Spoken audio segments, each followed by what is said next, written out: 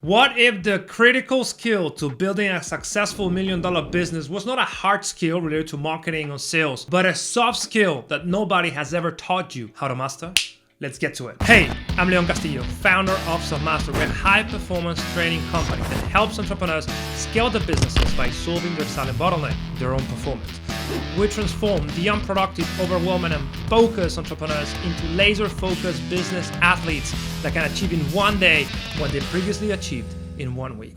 So Charlie Munger, one of the smartest people in the 20th century in business, said that there are terrible investors that happen to have very high IQs but terrible temperaments. And he knows something that most businessmen don't, or when they learn it, it's usually very late on their careers. So if you learn this today, you're gonna shave years off your learning curve, which is what this channel is essentially about. And this skill is successful emotional management, which ends up being more important than IQ, that raw intelligence, in the highest echelons of business. Because mismanagement of your emotional potential leads to bad decision making, and bad decision making, lack of discernment, what can kill your business on a whim. Now, I'm going to discuss a very simple framework that I've built over the years to really give you a new understanding of how to deal with your emotions. Because if you think about it, emotions are artifacts that are hard to define. Depending on who you ask, a psychologist, a philosopher, a neuroscientist, each person will going to give you a different answer. And we don't really care about what it is. What we care is what can we do with it? How can we minimize their negative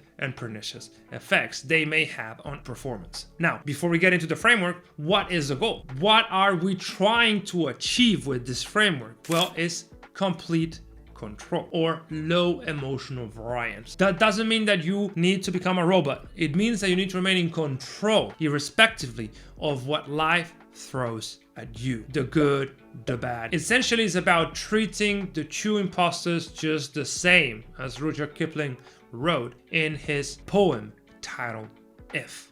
If you can meet with triumph and disaster and treat those two imposters just the same.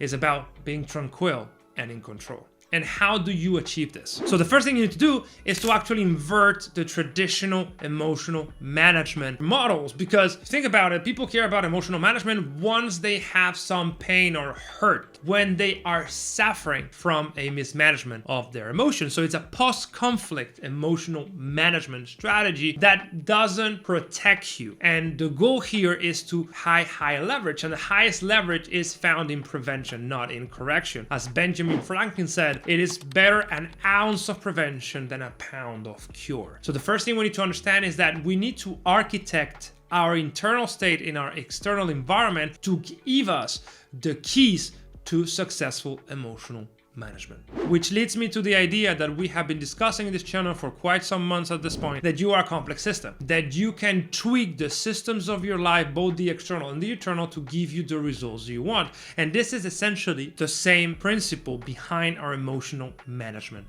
framework. Now, before we dive deep into it, remember to like, subscribe, and hit the bell, because we're running promotions for subscribers that have the bell activated, and I don't want you to miss on essentially thousands of dollars worth of courses on productivity and performance that can essentially make your life much easier. So don't miss out on that. So what is this systematic framework? Well, essentially is, as we discussed, you need to separate the external sources of conflict and the internal sources of conflict.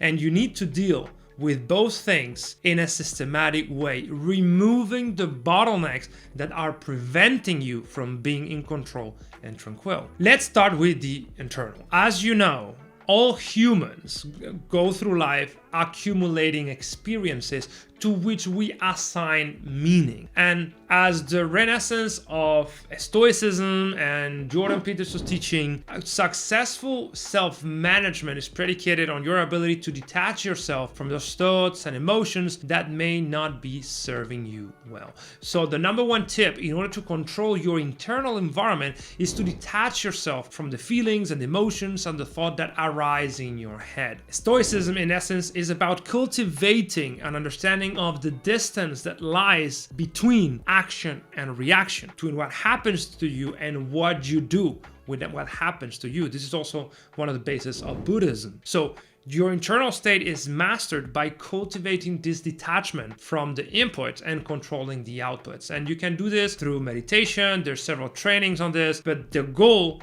is to always stop emotional reactions that you do not control, because you are aware of how you react to this. Now, depending on who you are and the kind of experience that you've had in the past, maybe you have trauma, you may need some help in order to give yourself this room to choose your reaction, right? So I'm not saying that is easy, I'm saying that is simple, but the procedure is always the same. Give yourself the ability to detach yourself and really think about the reaction that you want to give to each action. So that's how you master your internal state. It's about being mindful of everything that arises within you and only choose the things that actually lead to having low emotional variance or remain in control. And now, how to architect the external, and this is very important. See, emotional follow mechanics. So just as you have your ability to choose your reaction, you can also choose what are the inputs that are leading to those internal reactions. If you happen to have a bad relationship that is driving you nuts, that is pushing your anxiety to the roof, then a sensible thing to do is to remove that negative stimulus from your life. If you are constantly battling or juggling between 1,000 different jobs, probably the best thing to do is to remove the lowest leverage, the things that are less important in your life, and just keep the things that add value, because that will give you room to remove part of the stress that may be affecting your emotional management. In essence, everything and anything that doesn't align with your goals, that doesn't align with this idea of being in control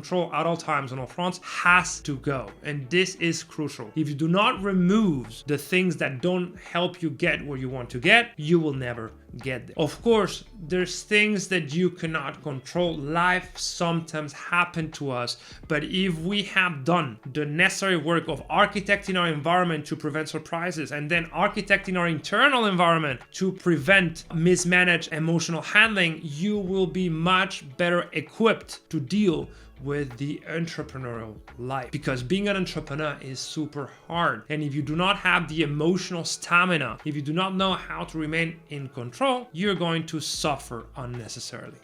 So, as you know, building $1 million business is about consistency on the right things. And the number one source of mismanaged consistency is, you guessed it, not being able to self-regulate our emotions in a way that is productive. I hope this was useful. Please let me know in the comments if you learned anything, and if you want me to dig deeper into emotional management in subsequent videos. And of course, see you in the next video.